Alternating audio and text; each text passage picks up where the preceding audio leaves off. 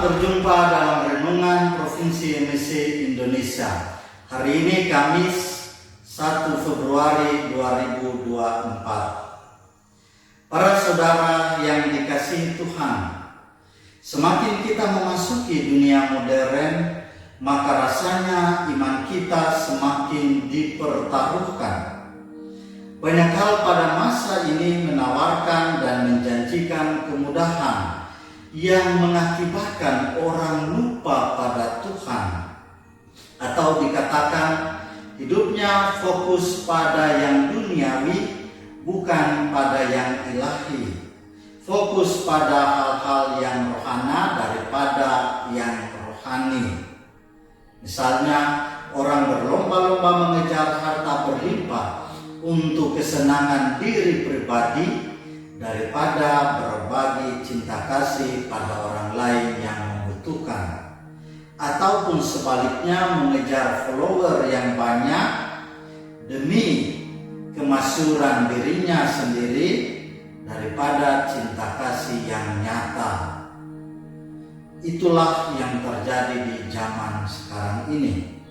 Maka dalam hubungan dengan bacaan-bacaan yang kita dengarkan, dalam situasi demikian pada kitab Raja-Raja, Raja Daud di masa akhir hidupnya, ia mengajak putranya yakni Salomo untuk bersikap setia kepada Tuhan dan fokus pada ajarannya.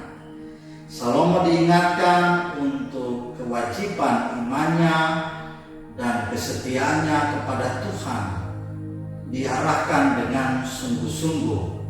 Ia harus memberikan hidupnya, daya dirinya, seluruh kekuatannya, segenap jiwa dan raganya, jangan sampai mengabaikan Tuhan. Karena itu diingatkan di sana oleh Raja Daud, ketika ia setia, putranya Salomo setia kepada Tuhan, maka kerajaan mereka akan turun-temurun diberkati Tuhan. Dan dalam bacaan Injil Markus, kita mendengarkan para murid diutus berdua-dua. Maksudnya apa? Supaya saling mengingatkan dan terutama setia dan fokus dalam pelayanannya. Jangan sampai mereka terpengaruh dengan hal-hal duniawi yang menggoda mereka. Dalam hal ini, itulah maksudnya Tuhan membatasi perlengkapan yang mereka bawa. Hanya hal-hal tertentu yang mereka bisa bawa. Dalam situasi demikian dimaksudkan supaya mereka bersikap lepas-bebas dan tidak terikat pada hal-hal duniawi, hal-hal yang melekat pada diri mereka, tetapi mengarahkan fokus dan pelayanan pada kerajaan Allah bagi sesama mereka.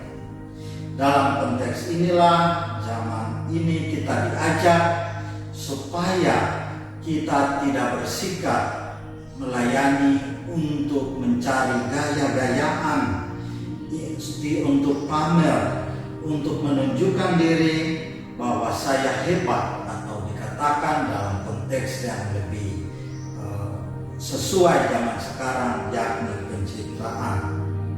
Maka para saudara-saudara yang dikasihi Tuhan, bagi kita yang melayani di mana saja, baik sebagai imam, umat, ataupun para pelayan dalam hidup beriman, dimaksudkan supaya segala pelayanan kita bagi kemuliaan Tuhan, melayani dengan setia dan sepenuh hati.